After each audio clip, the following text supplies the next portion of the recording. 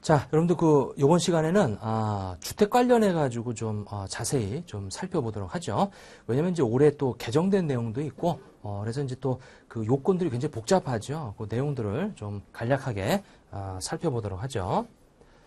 자, 이 주택 관련 공제 시 알아둬야 할 사항은 이제 어떤 것들이 있는지 한번, 내용 보면, 올해 개정된 내용들이에요. 주택 임차 차입금, 원리금 상한의 소득공제다라고 해서 이 전세자금 대출받아서 이제 원금이자 갚아나가는 그때 이제 원금이자에 대해서 40% 그 소득공제 해주겠다. 물론 이제 한도는 300만 원이 있고요. 근데 이제 올해부터 그 원금이자 지급할 때부터 근로소득자가 이제 세대원일 때 원래 세대주여야만 되는데 세대원도 해준다. 그래서 세대주가 주택자금 관련 소득공제를 받지 않았다면 받을 수 있다 이거예요. 받을 수 있다. 내가 세대원인데도 받을 수 있다 이거죠. 14년도 1월 1일 이후 지급하는 분부터 임대차 계약을 연장, 자, 그 다음에 갱신하면서 이제 연장 갱신하면은 이제 전세자금 만약에 그 전세금이 올라갔다 그러면은 또 대출받아야 된단 말이에요. 이게. 그래서 그 전후 3월 내에 또는 금융기간이 아닐 때는 이제 1개월 내에 우리 차입하는 자금에 대해서도 적용받을 수 있도록 이제 개정이 됐죠, 이게. 자, 그리고 2월 21일 이후 지급하는 부부터는 이제 소득공제 받고 있던 사람이 다른 주택으로 이주하는 거예요, 이거. 이주하는 거. 자, 이주 전 주택의 입주일과 우리 그 주민등록 등본의 전입일죠. 자, 우리 이 빠른 날, 전후 3개월 내에 또 차입한 자금도 적용받을 수 있더라. 이렇게. 그래서 이제 개정된 세법이죠. 우리 전세 자금을 세대 원도 가능하고 그 다음에 연장 갱신 때 차입하는 것도 가능하더라. 이주할 때 차입하는 것도 가능하더라. 자, 장기주택 저당 차입금 이자 상환액이다라고 해서 이거는 주택 취득과 관련해서 이제 주택을 담보로 돈 빌려가지고 이자 상환액 갚아나갈 때 그 14년 이후에는 우리 이 주택의 규모 기준을 삭제시켰다. 옛날에 국민주택 규모 기준으로 주택을 취득하는 경우 이 담보로 이자 차입해가지고 이자 갚아나갈 때 해줬는데 지금은 이제 주택 규모 상관없이 모든 주택에 대해서 다 적용하겠다. 그리고 기준 시가로 3억 원이라는 것이 있었는데 이제 4억 원으로 금액을 좀 올렸어요. 이게 주택에 대해서 자 이렇게 돼 있다. 자 이거 두 개 다 개정된 거 장기주택 저당 차입금 이자 상한에 우리 주택에 대한 규모와 기준 시가 규정이 좀 개정됐다라는 얘기죠. 이게 자 이제 됐고. 자, 그 다음에 이제 주택 임차 차입금 원리금 상한의 요건 파악인데 자 보면 과세기간 종료 현재 무주택의 무주택 세대주다 이런 얘기예요. 오케이. 자 그래서 이제 있는데 요게 보면 이 세대주가 주택자금공제, 주택마련저축 공제를 받지 아니한 경우에는 이제 이게 개정세법이죠. 이게 세대원도 포함이 되더라. 이렇게. 자, 그러자 국민주택 규모의 주택하고 오피스텔도 포함이 됐고요. 이렇게 임차를 한다.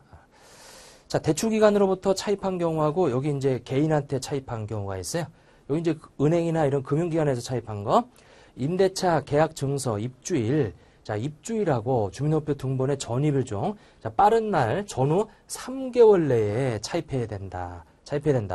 그리고 그 차입금이 대출기관에서 이 임대인의 계좌로 직접 입금이 돼야 된다. 임대인의 계좌로 직접 입금돼야 돼요.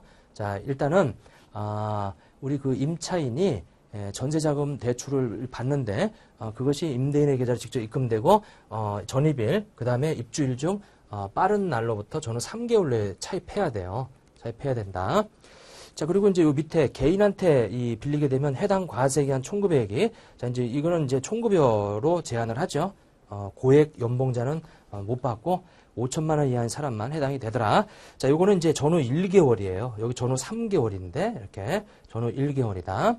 그리고 이제 이 빌려올 때 2.9%보다 낮은 이자율로 빌려오면 안 돼요. 이게. 그래서 이제 그거보다는 높은 차입금에 대해서 해주겠다. 이제 이런 얘기죠. 이게. 자, 그래서 이제 일단 주택은 국민주택 규모의 주택, 오피스텔 포함하고요. 그리고 무주택 세대주, 그리고 세대주가 이 주택 관련 공제를 받지 않았을 때 세대원 이렇게 돼 있고 이제 이거는 대상자고 이건 차입금이에요.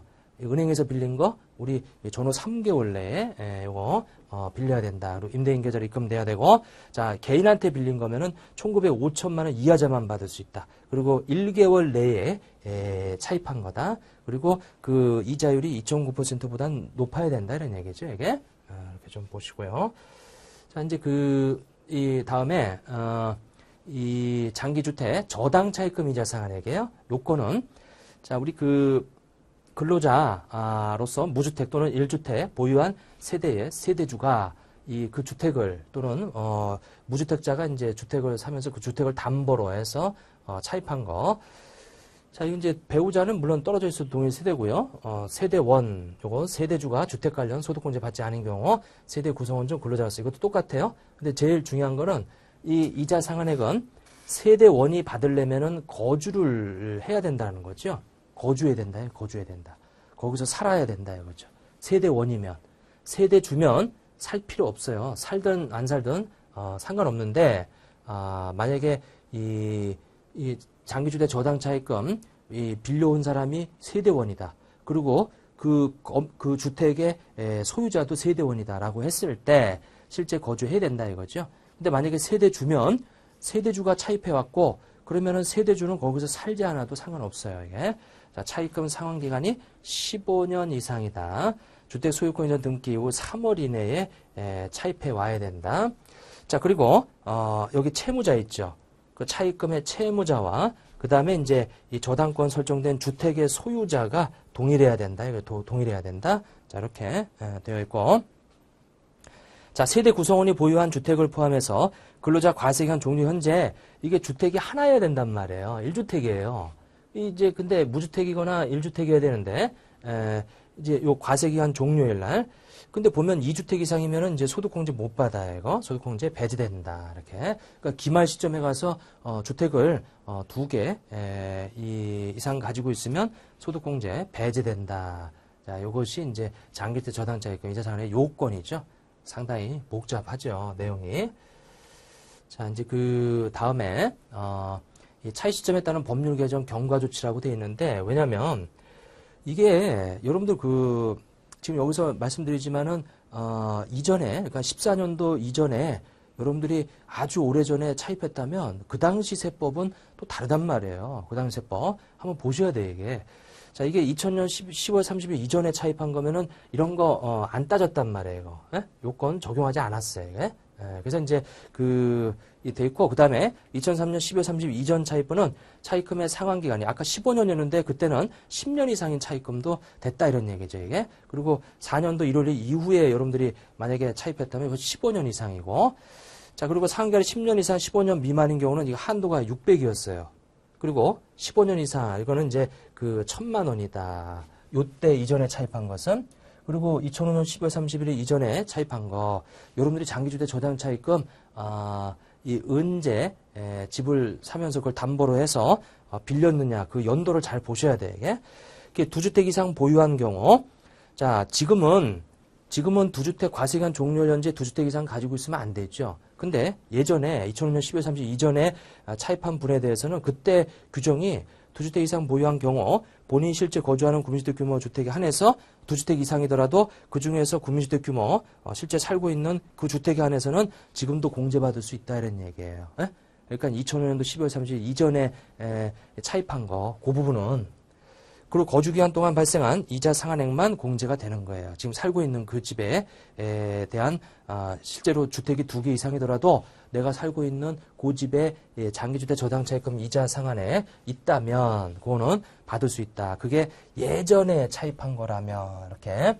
근데 지금 14년도에 만약에 주택을 취득하고 그 장기주택 저당차입금 이자 상한액을 한다라고 하면은 지금은 안 되죠. 지금은. 에? 14년도에 차입한 것은 2005년도 10월 30일 이전에 차입한 것은 실제 거주하고 있는 그 주택에 한해서 지금 주택이 3개, 4개 있더라도 그 주택에 한해 대해서는 받을 수 있다. 취득 당시 기준시가 3억 원이야. 요건을 충족하지 않아도 이 2005년도 10월 30일 이전에는 이거 안 따졌단 말이에요. 3억 원 이하라는 이 부분, 3억 원이야 이런 부분. 그러니까 이게 지금 연도별로 좀 복잡하죠. 이게 그래서 이제 이 경과 규정에 따라서 이제 그때 세법에 나왔던 내용들이 지금도 영향을 미친다 이런 얘기예요. 요게. 그래서 이제 좀 주의하셔야 되고 복잡하죠, 요거. 그러니까 잘 따져 보셔야 돼요, 이거는. 최종적으로는. 자, 이제 보시고. 자, 차입 연도에 따른 공제 한도 이렇게 나오는데 여기 보시면 요거 우리 앞에 나왔던 청약저축이라든지 뭐 이런 것들 40% 국민주택 규모 주택 임차 40% 300만 원이에요. 장기주택 저당 차입금 이자 상환액은 이제 100%인데 500하고 1,500인데 1,500은 요건을 갖추며 근데 경과 규정 이것도 있죠. 이게 2012년 이후 차입한 연 500만 원인데 만약에 요건이 여기 나오는 것처럼 우리 이 고정금리 방식. 자, 고정금리 방식에서, 비거치시, 분할 상환 방식이다. 아까 이제 그 차입금의 70% 이상이 저렇게 돼 있다면 한도가 1,500으로, 돼 있다. 이것은 12년도 이후에 차입한 거에 대해서 말하는 거예요. 자, 11년도 이전에 차입했다.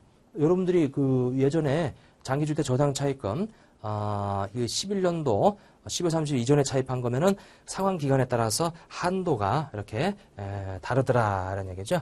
2003년 이전 차입분 상환 기간이 10년 이상일 때 연 600만 원이었어요. 이게 이렇게 되어 있고 자 이제 그 정도 보시고요.